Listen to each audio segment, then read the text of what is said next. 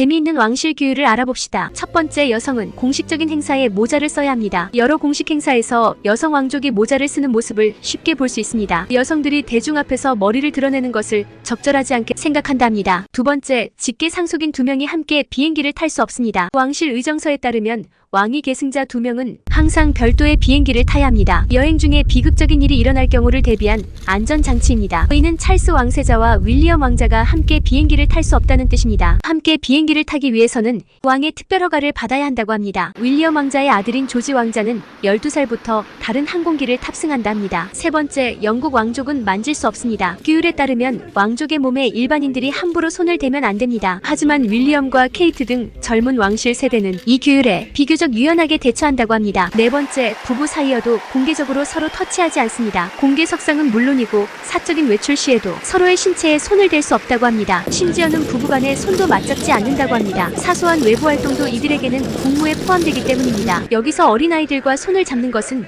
예외라고 합니다. 다섯 번째, 검은색은 장례식장에서만 입어야 합니다. 전통에 따르면 왕족은 장례식에서 검은색 옷만 입습니다. 다이애나 공주가 저녁 행사를 위해 검은색을 입은 적이 있지만 일반적으로 왕족은 장례식 외에는 검은색 옷을 입지 않습니다. 찰스 왕세자가 다이애나비가 검은 드레스를 입은 것을 보고 애도하는 사람만이 검은 옷을 입는다고 했다 합니다. 여섯 번째, 여성은 공식적인 행사에는 반드시 스타킹을 착용해야 합니다. 실제로 스타킹을 반드시 착용해야 한다고 엄격하게 명시되어 있지는 않지만 여왕은 모든 행사에 피부색 스타킹을 항상 신고 나타납니다. 스타킹을 애용하는 엘리자베스 2세 여왕의 영향으로 여성 왕실 구성원들이 스타킹을 착용하는 모습을 볼 수 있습니다. 1999년 내한 후 한국 고택을 방문할 때도 스타킹을 신는 모습을 볼 수 있습니다. 일곱 번째, 크리스마스 저녁 식사 전과 후에 모든 구성원들이 체중을 잽니다. 에드워드 7세 엘리자베스 여왕의 증조부는 손님이 잘 먹었는지 제대로 확인하고 싶었기에 이런 전통을 시작했다고 합니다. 여덟 번째, 왕실 구성원은 결혼하기 전 왕의 서면 승인을 받아야 합니다. 왕위 계승법에 따르면 왕위 계승 서열 1위부터 6위까지는 현재 국왕의 동의 없이 결혼할 수 없습니다. 동의 없이 결혼 시 즉시 왕위에 오를 자격을 잃게 됩니다. 아홉 번째, 왕족은 사인을 해주지 않습니다. 이는 누군가가 사인을 위조해 악용할 수도 있기에 왕실 구성원은 팬에게 사인해주는 것을 금지합니다. 열 번째, 웨딩 부케에는 배롱나무꽃이 포함되어야 합니다. 배롱나무꽃은 영국에서 사랑과 결혼의 행운을 상징합니다. 부케에 머트를 포함하는 전통은 빅토리아 여왕 때부터 시작되었으며